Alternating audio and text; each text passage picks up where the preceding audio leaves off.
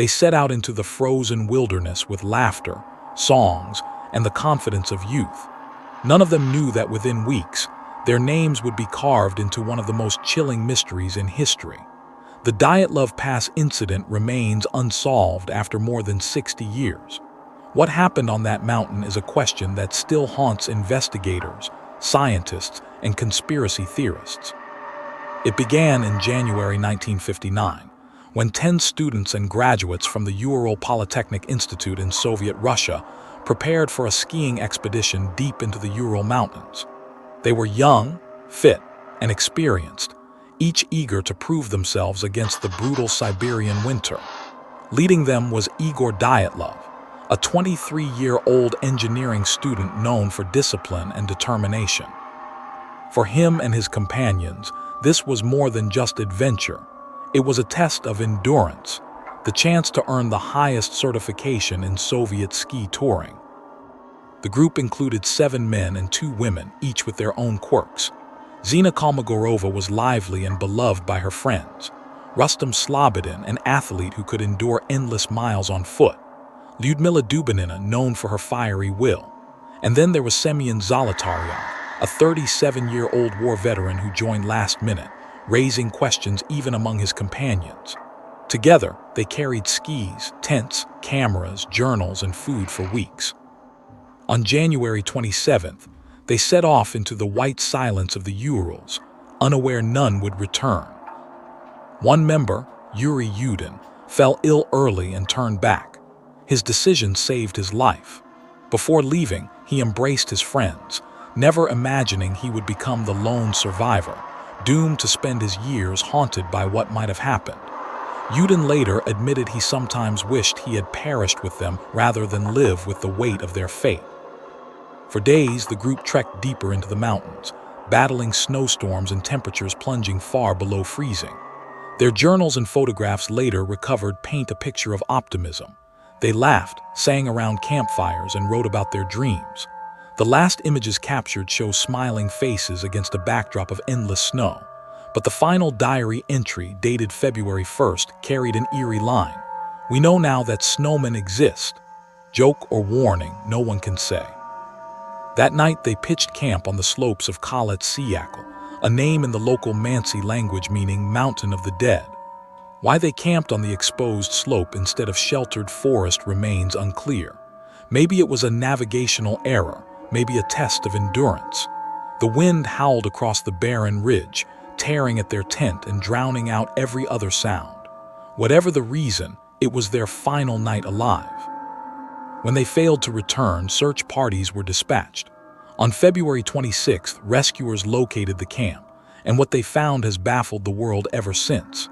The tent was discovered collapsed and torn open from the inside, as if the hikers had cut their way out in panic.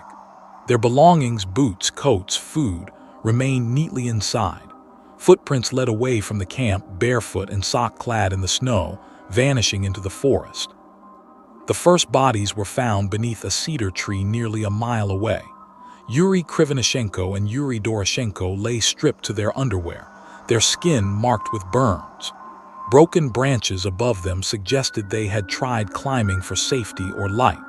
A small fire had been lit, but it had not been enough to save them. 3 more bodies, Dyatlov, Kolmogorova, and Slobodin, were found between the tree and the tent, as if they had tried to crawl back but collapsed one by one. Slobodin's skull bore a fracture, though not instantly fatal. The final 4 hikers were discovered months later, buried in a ravine further into the forest. Their injuries were horrifying. Lyudmila Dubinina was missing her tongue and eyes. Zolotaryov's chest was crushed with force compared to a car crash, yet no external wounds marked him. Another had severe internal damage without visible trauma. To make the puzzle darker, traces of radiation were found on some of their clothing. 9 hikers entered the mountains. 9 never returned. The way they died has fueled speculation for decades. Was it an avalanche driving them into the night? An attack by something human or inhuman? Or was the Soviet government hiding a darker truth, some military experiment that spiraled into disaster? The Dyatlov Pass Incident is not only one of the greatest unsolved mysteries of the 20th century, it is also one of the most terrifying. And the deeper we look, the stranger it becomes. The discovery of the bodies only deepened the mystery. Investigators were faced with details that defied common explanation. Why had the hikers abandoned their tent in the dead of night, barefoot and barely dressed, in temperatures far below freezing? Why had some of their injuries been so severe that they resembled a high-impact car crash, yet left no external marks? And why had traces of radiation been found on some of their clothing? The official Soviet investigation proposed an avalanche. It seemed plausible at first: mountains, snow, fear. But several key details didn't add up. The slope where they had camped was not steep enough for a full avalanche. The tent had been cut open from the inside, not crushed. And yet, some bodies showed injuries too extreme to be caused by snow alone. Could a simple avalanche truly explain why Lyudmila Dubinina had lost her tongue and eyes? Why Zolotaryov's chest had been crushed? Other theories began to circulate. Some speculated that the hikers had been victims of secret military tests. At the time, the Soviet Union conducted experiments with parachute mines and radiation tests in the region. Could the hikers have stumbled across one of these exercises?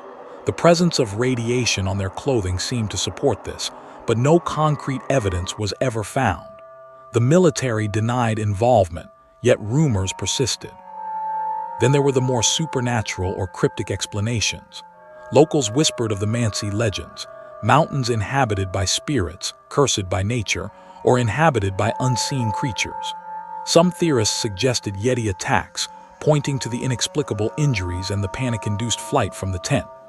Others, drawing on the diary entry about snowmen, proposed they might have encountered something entirely unknown, something alive and intelligent, something that drove them into a terror-fueled frenzy. In recent years, modern investigators revisited the case using computer modeling and forensic analysis. Some suggest a slab avalanche, a smaller, sudden snow slide that could have forced the hikers out of the tent while leaving it largely intact. It might also explain why some of the bodies were found scattered, as they tried to escape.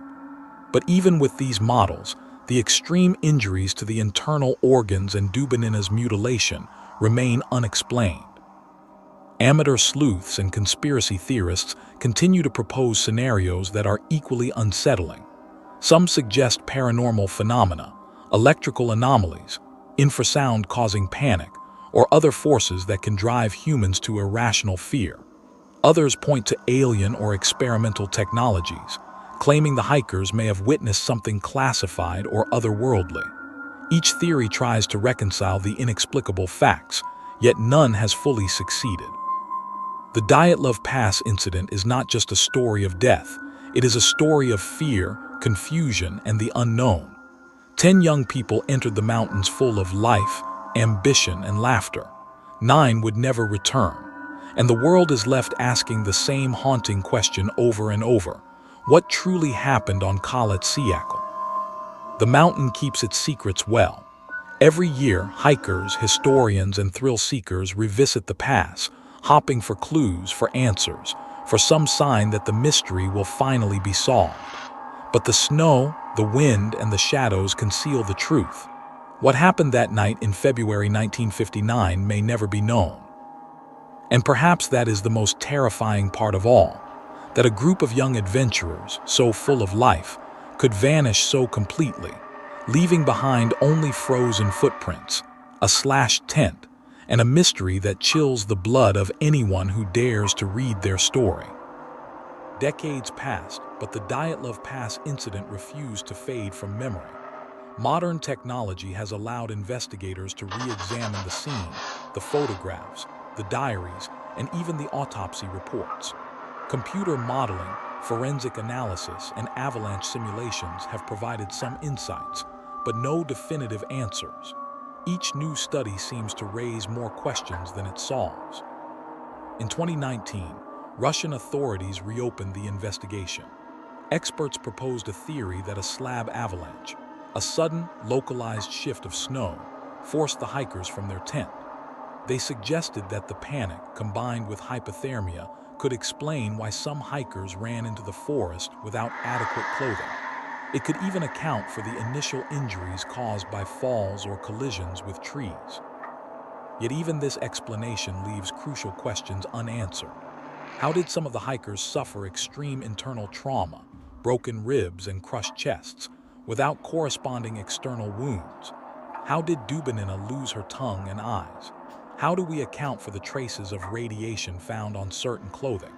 These anomalies continue to fuel speculation and fear, as if the mountain itself refuses to release its secrets. New forensic examinations of the photos show haunting details: shadows in the distance, footprints that vanish mysteriously, and tent imprints that suggest the occupants fled in sheer terror. Some experts have noted that hypothermia can trigger paradoxical behavior, leading people to undress or act irrationally in their final moments. Could this explain the tense abandonment? Possibly, but it does not explain the most violent injuries. Every theory, from avalanche to military tests, from Yeti attacks to UFO encounters, offers tantalizing hints but never a full picture. The lack of survivors, except for Yuri Yudin who turned back due to illness, means no first-hand accounts exist. All we have are frozen footprints, torn clothing, and the cold, unyielding mountain. Even in modern media, the Dyatlov Pass Incident inspires books, documentaries, and countless online debates. True crime enthusiasts and thrill seekers attempt to reconstruct the events, tracing the same snow-covered paths, hopping for insight. But every new expedition only reinforces the same chilling truth. The mountain does not forgive, and it does not explain. Some scientists argue that we may never know the whole story. The mountain's unique conditions, extreme cold, wind, snow pressure, and isolation, create a lethal combination that can overwhelm even the strongest humans. Add fear, confusion, and possibly the unknown, and it becomes a recipe for tragedy that transcends logic. And so, the Dyatlov Pass incident remains a story of curiosity and fear intertwined. 10 young people, full of life, ambition, and laughter, vanished under circumstances that continue to defy understanding. Each year, their story reminds us how fragile life can be in the face of nature's power and the unknown. The mountains keep their secrets, and perhaps they always will.